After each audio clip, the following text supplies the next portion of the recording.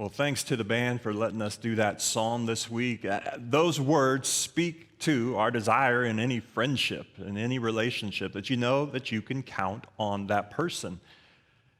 And this week, though, we want to invite you to think also about the fact that maybe even some of the messy relationships in your life, just a reminder that they're looking for that kind of a friend too.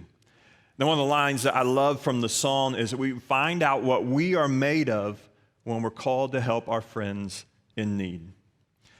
Last week, when we started this series, Love Your Neighbor, we talked about crossing the road and understanding who is our neighbor. And this week, we want to talk to you about taking a risk, but asking a more internal question of, well, who am I? And what kind of life am I going to live? What kind of person am I going to be? You heard last week, Pastor Sean mentioned the acronym that we've been using called BLESS, and it's from a pastor in the Chicago area, Dave Ferguson, and it's a great acronym. The B stands for be in prayer, be figuring out and asking God how you can meet the needs of others and just be a blessing to them. The L is to listen. Once you get to know someone, you need to listen to their story and hear from them. The E is about eating, but honestly, it's about just getting together, developing that relationship. And a great place to do that is at a table together over a meal. The first S is about serve. To serve others, you've got to get to know them. That's why you got to spend the time with them to know just exactly what's the best way to serve them. And then the last S is to share your story.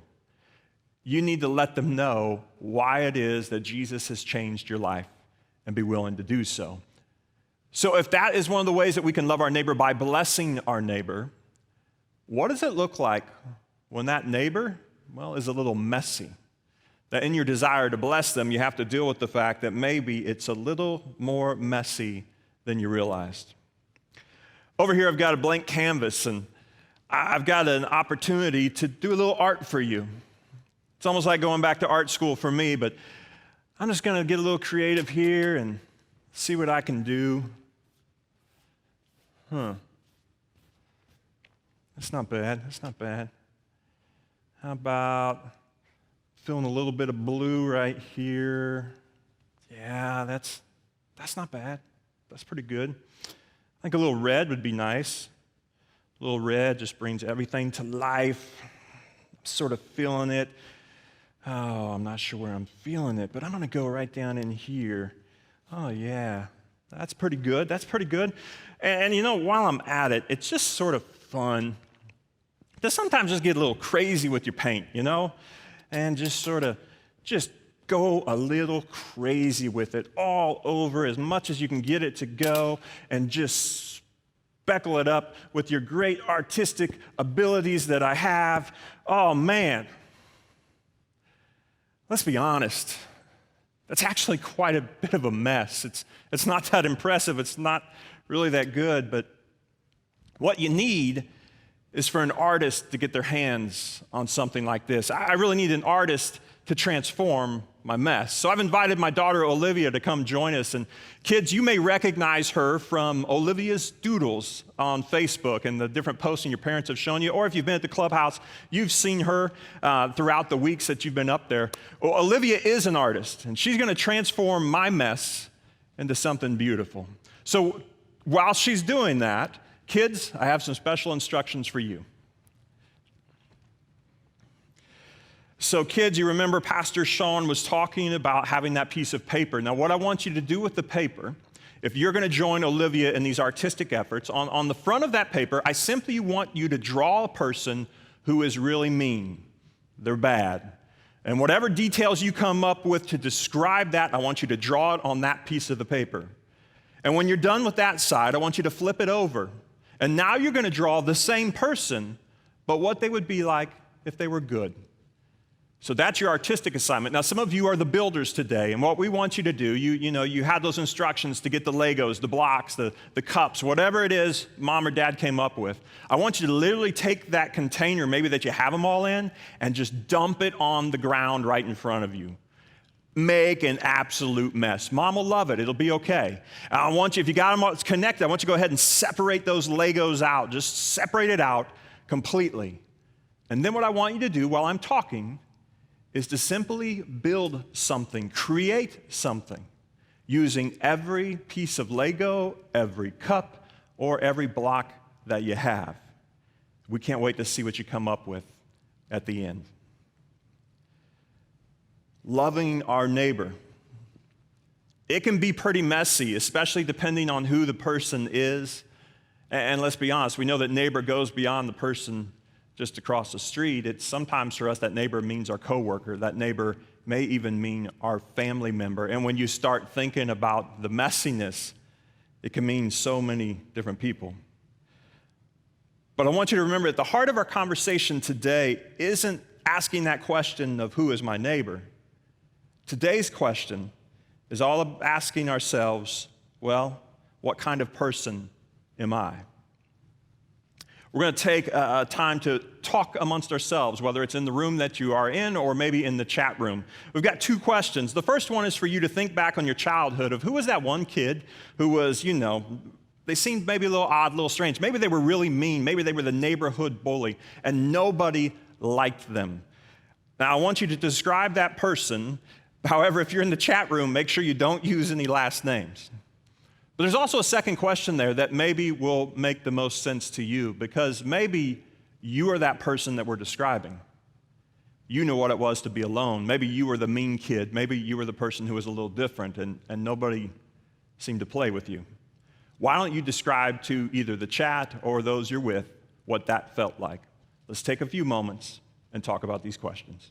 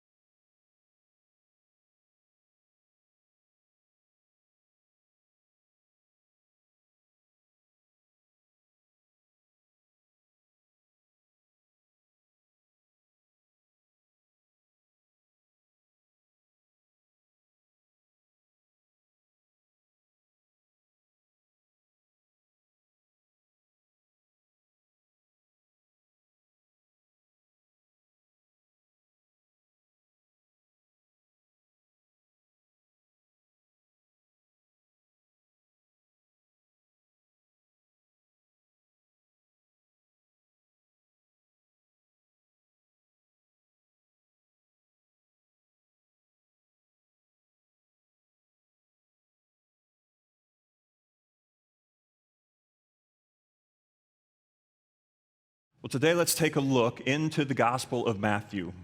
And while we take a look at this, we'll be seeing the literal calling of Matthew take place. And Jesus has been walking with some of his disciples. They've been performing miracles. He's called some already, but now we see this encounter that he has with Matthew in Matthew chapter 9.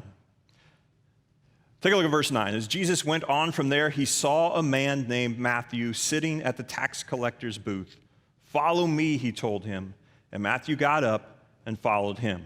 While Jesus was having dinner at Matthew's house, many tax collectors and sinners came and ate with him and his disciples. When the Pharisees saw this, they asked his disciples, "Why does your teacher eat with tax collectors and sinners?" On hearing this, Jesus said, "It's not the healthy who need a doctor, but the sick. But go and learn what this means. I desire mercy, not sacrifice. For I have not come to call the righteous, but sinners."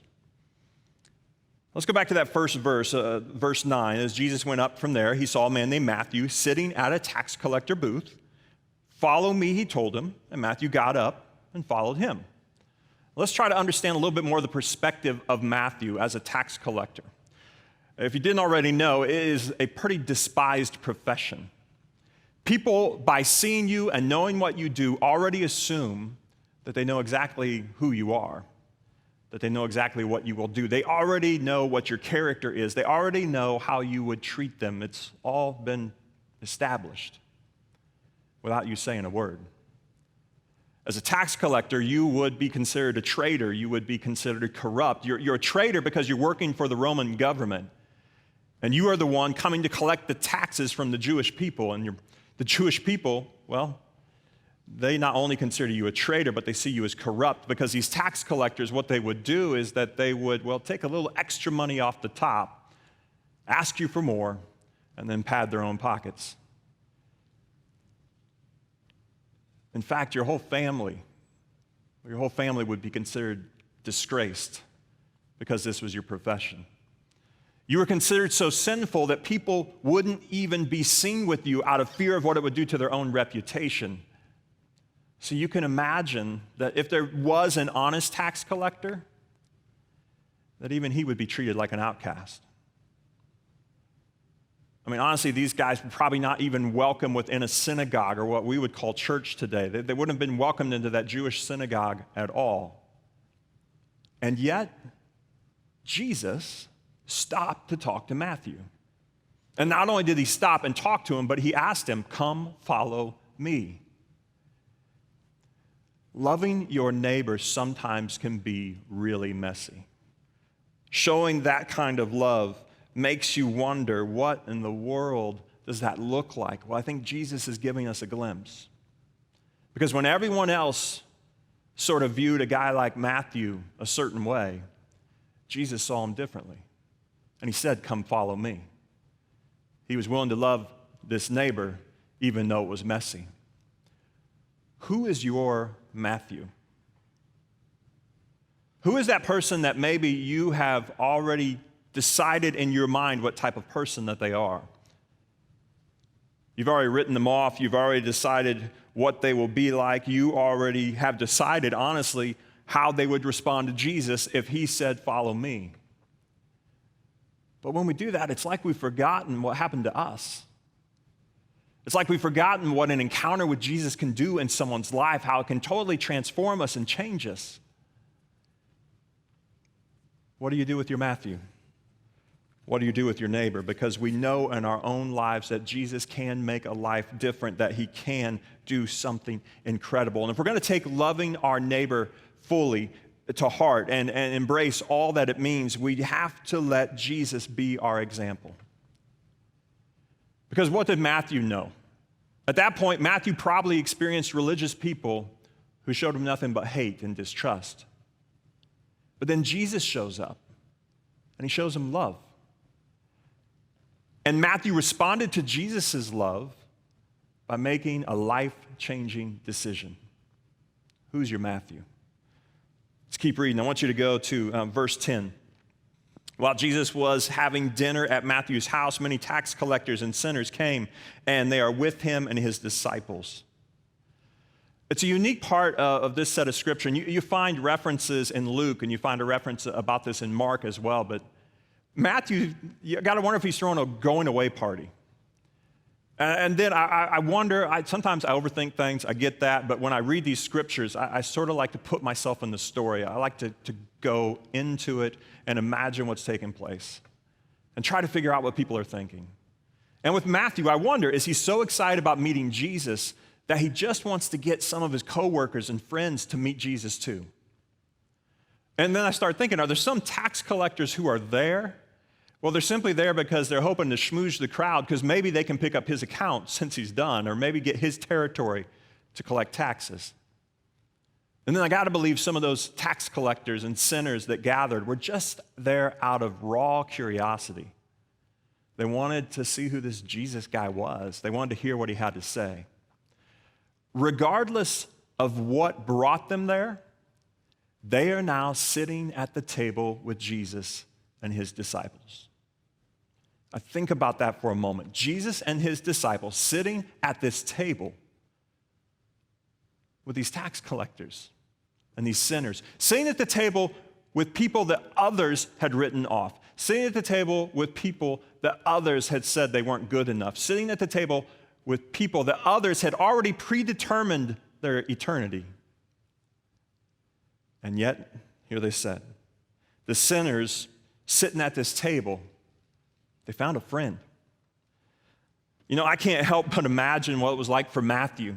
And once again, maybe I overthink some of these things, but as I read the different Gospels and read through some of these different commentaries and theologians' thoughts, it paints these pictures in my own mind. I wonder what it was like for Matthew sitting at that table, and what did he feel? What did he experience? And I think there were moments that were filled with hope. As he sat there and he watched Jesus interact with some of his friends, some of his co-workers, and see Jesus demonstrate love and grace. I mean, there had to be moments where he sees Jesus talking to somebody and knowing that guy's an absolute jerk. And yet Jesus is still talking to him. I wonder if he had moments where he felt fear, where he just had to sit back at that table and look around at everything and know, I am literally walking away from a lucrative, maybe dishonest, but a lucrative career. I've got all this income coming in, and I'm walking away from this to follow Jesus. Then I also wonder if there were just some great moments of comfort and affirmation. Now, once again, I'm reading into it a little bit, but I have to believe that some of those disciples around that table would have came over to Matthew and maybe sat down next to him or pat him on the shoulder and just leaned in and said, hey, I'm so glad you're here. Let me tell you what we did with Jesus just earlier today. Let me tell you why going on this journey with him is worth it, and it's okay. And if you think about it, there are some theologians that suggest that some of those fishermen also would have had to pay taxes. And if any of them lived in the same area, there is that possibility that Matthew would have been the one who would have been collecting their tax, that would have been cheating them. Can you imagine in that moment as Matthew is sitting here talking to someone who knows that Matthew is the guy that cheated him, and at the same time Matthew knows, yeah, I ripped him off, and yet he experiences these guys trying to figure out what it is to live like Jesus, and so he encounters grace. He encounters some forgiveness. He encounters some guys who look beyond what they know about him, maybe dreaming of what he could become. Look at that next verse, verse 11. When the Pharisees saw this, they asked his disciples, why does your teacher eat with tax collectors and sinners? I want you to take a few moments in the room that you're in or in the chat room, and let's just talk about the emotions that stir up within you when you read that question from the Pharisees.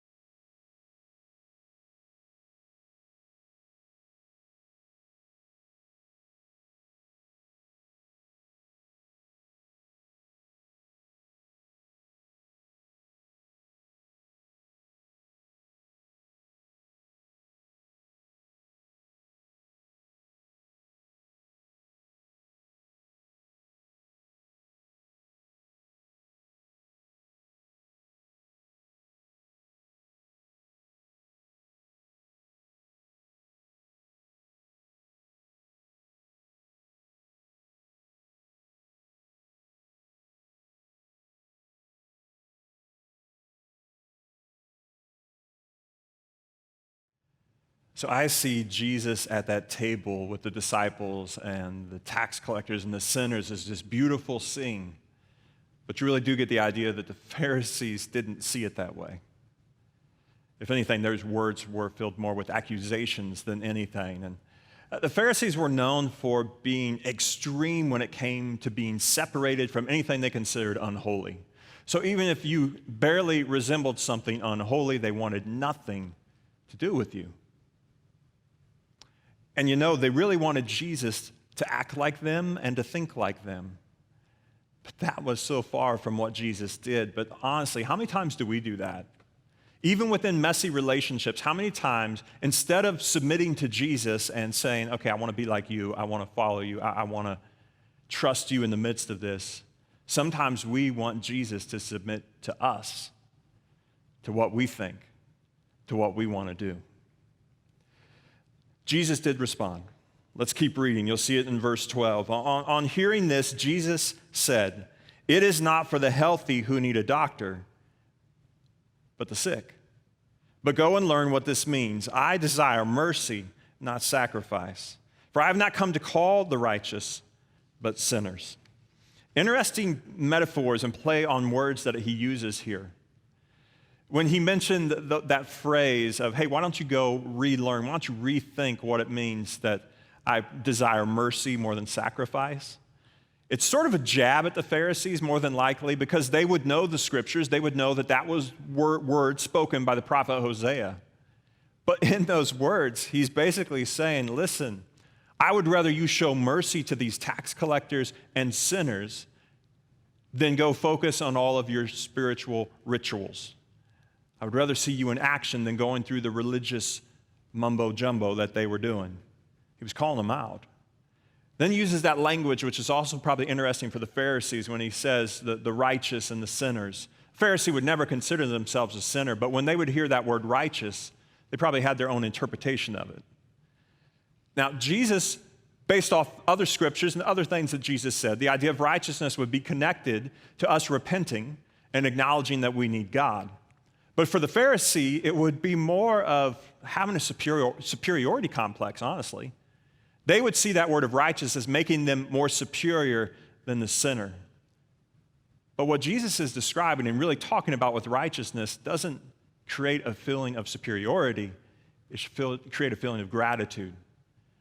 Because it's when you recognize and realize, I can't be good enough. I can't do enough religious rituals. I need Jesus to be made righteous. Well, that's what those Pharisees needed to hear and needed to know. And maybe the Pharisees were honestly sick themselves. Maybe they too were in need of the doctor.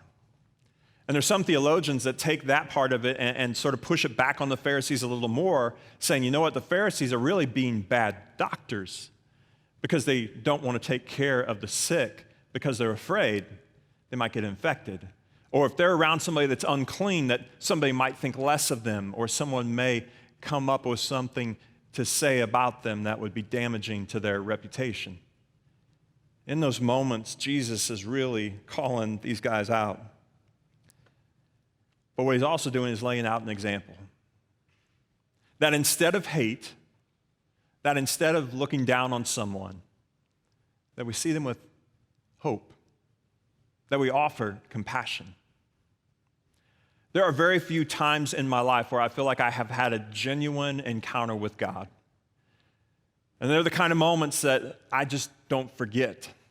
And they haven't been some long list, but there is enough to help me continue to take steps forward in my faith. But in particular, I remember going back all the way to summer camp when I was a junior or senior in high school.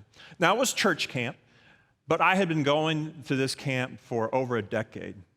I knew it like the back of my hand. The people there knew me. Everyone knew me. And now that I had reached the age of being a junior and a senior, I finally felt like I had achieved that level of coolness I had always wanted to have. And so I went to this camp. I was being myself, but it came down to Thursday night. You see, Thursday night back then at this camp was when they would have the banquet. Now, the banquet was honestly the exact same food that they fed us every other day of that week, but on this night, we would dress up, and if you were lucky, you would take a date. Well, I was back in my cabin with the guys, and we're talking, and we're getting ready, so I'm sliding on my knockoff penny loafers. I got my brown slacks, putting them on. I got my brown pinstripe shirt, and then my knit tie, which was square at the bottom. I was ready. And then I did my hair, and I feathered it. But I didn't just feather it on one side. Nope, I had it parted down the middle. I was able to feather it on both sides. This was my moment. This was my time. This was my destiny. And I told the guys in the room, I go, listen, here's the deal. If Sarah, who is this beautiful girl, she's a lot of fun, and if she is sitting in the cafeteria by herself, guys, I am going to walk right over there and sit down next to her. Now, what that's code for saying I wasn't brave enough to ask her earlier in the day or earlier in the week to maybe sit by me at the banquet. But sure enough, making it sound like it was almost God ordained, I walked into that cafeteria with my friends, and there she was with her friends and no one sitting by her. So I walked over. I made sure that my Drakkar cologne was permeating the room as I sat down next to her, and she was happy to let me sit there. And I will tell you that for the next several moments, I was on, well, let's just say I was on cloud 9. If there was ever a moment for me to actually have a romantic bone in my body, it was in that moment. I was a smooth talker.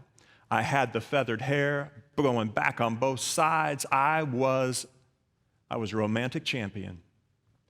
Well, after the meal, her friends, my friends, we went to the service because it was a church camp. And so we went to the service, and she agreed to sit next to me again, and here we are, my friends, her friends, we're sitting through the service. I wish I could tell you I remembered anything that guy said that night. I have no clue. I had the pretty girl named Sarah sitting next to me. I had my buds. They were on their best behavior, which meant that their best behavior made my behavior look even better. We were going through the service. It gets to the end, and the guy that's speaking gives an altar call. And what that means is he invited people to respond to trusting God more in their lives. So you saw some people who would literally walk down and go to the altar. Some were standing and talking about what Jesus did in their life, and just a lot of emotion in the room. And it was then that I had this encounter with God. As I sat there, totally oblivious to everything that had been unfolding around me, I was drawn to the other side of the room. At the other side of the room sat a young man, a couple years younger than me, but he sat by himself. And he was leaning over, and he had his head in his hand, and you could just tell by the movement of his shoulders that he was crying. He was weeping. And in that moment, as clear as I can tell you, my heart was drawn to the idea of you need to get up, and you need to go over, and you need to go and just be near him. Talk to him, pray with him. And I couldn't escape it.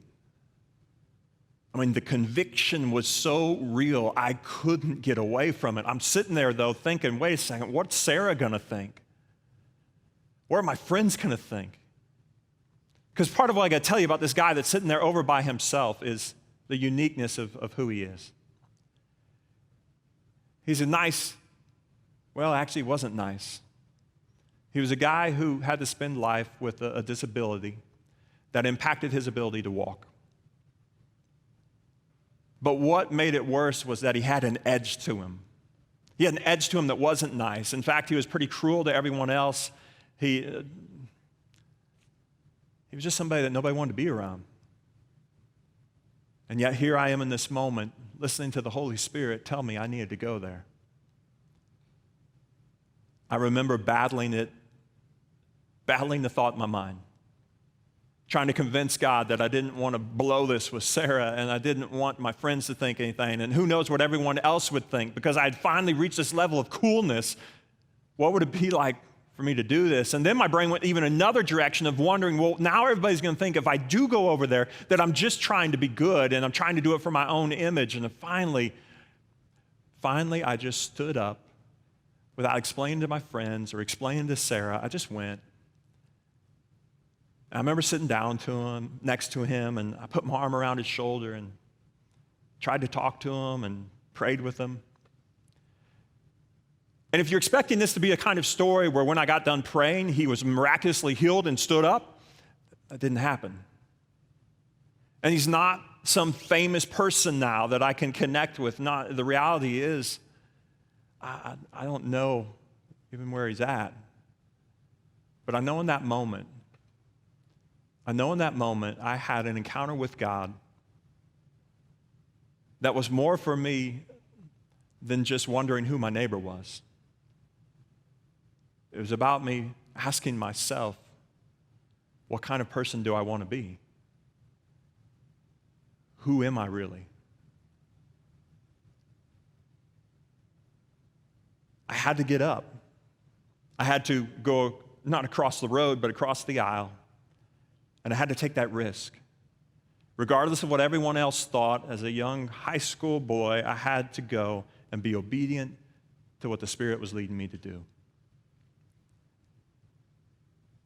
To show compassion, to offer hope. You know, one of the core values we have around here is that simple word, invitation. It's the understanding that not only are we going to invite someone to church and invite someone maybe to the online campus, but it's the willingness to invite someone into your life. Who is the Matthew that you need to invite into your life? Regardless of what everyone else has said about the person, regardless about the impression that maybe you even have of that person,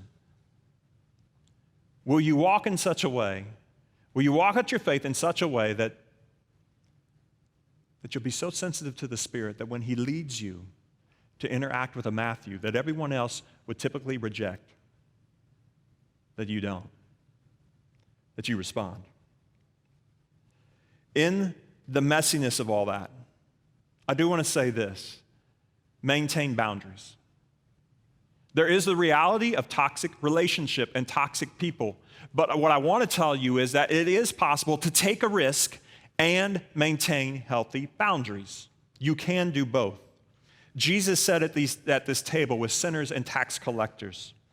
And as He sat at them, I don't think He saw them as sinners and tax collectors. I think He saw them as He sees so many of us. If you look back at the very beginning of Scripture in Genesis, look at Genesis 1:27. So God created mankind in His own image. In the image of God, He created them. Male and female, He created them. No matter how ugly a life is, no matter how messy a life may be, it's a life that was made in the image of God. And therefore it matters and it has value. Jesus, as He sat there with them, He wasn't affirming their sin.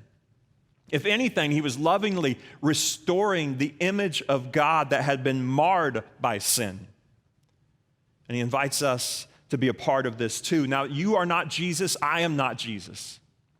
But He invites us into what He's doing in this world. And He invites us to be a part of it. So have courage. Have courage to sit with the broken. Have courage to establish some boundaries that are filled with grace, and love your neighbor. And believe with everything within you that they were made in the image of God. And no matter how tarnished that image has become, don't give up. Keep praying for them. Keep listening to their story. Keep building that relationship. Keep serving them. And look for the ways to share your story with them. You know, the hard part of all this is you have to wrestle with yourself in knowing that they don't deserve the blessings you're giving them. And sometimes we wrestle with that internally because that's the way we feel. Because it could be absolutely true that they don't deserve the blessings you're giving them. But it's not about that. What this is about is that you are called to love because you follow Jesus. I made a mess on this campus. But an artist came along, and they did things that I could never do. They saw what I could never see and created this beautiful masterpiece. And if you look at it in detail, you'll see that it's a reminder of the very story that we just read. Here is Jesus, and in the color, you see his disciples, but also recognize that at this table are people still in black and white and the different grays. And they represent people that don't know Jesus yet. But I want you to hear this part. All of them have a space at the table. Does everyone have a space at your table? Remember, today the question is not who is my neighbor. The question is, what kind of person am I becoming? Am I going to be more like a Pharisee? Or am I going to be more like Jesus? Because if I'm going to be like Jesus, well, then we get to embrace a life that's going to involve taking some risk. It's sort of like the words from that psalm that we heard at the beginning. It's asking that great question of what am I really made of? When it comes to loving my messy neighbor, what am I made of? I want to invite you to take the risk and invite them to your table. Let's pray together.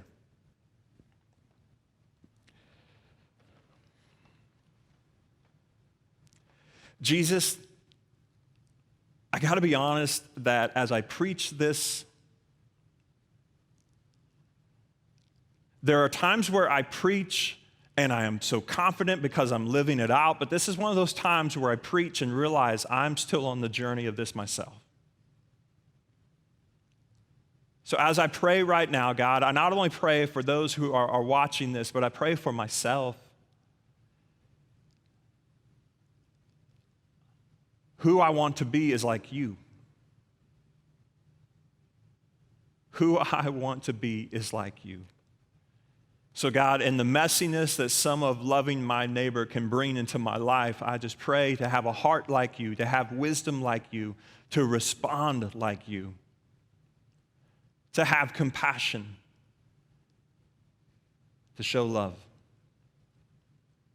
and to look beyond maybe my own preconceived ideas or what others have said and see everyone as being made in your image. So God, be at work in our lives. Transform us even today. The piece of art that you are doing within our own lives, would you keep perfecting it? Would you keep being at work in our lives, making us look more and more like you? And help us live that out. Help us to take those risks. Help us to love our neighbor. I pray this in Jesus' name. Amen.